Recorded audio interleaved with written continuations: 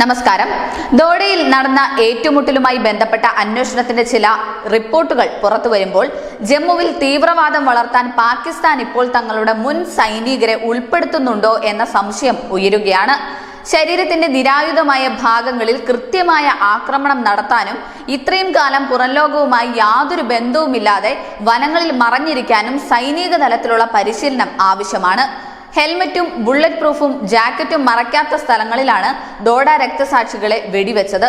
ഇത് കൃത്യമായി പരിശീലനം കിട്ടിയവർക്ക് മാത്രമാണ് ചെയ്യാൻ കഴിയൂ. ഇത് വലിയ രീതിയിലുള്ള സംശയമാണ് ഇപ്പോൾ ഉയർത്തുന്നത്.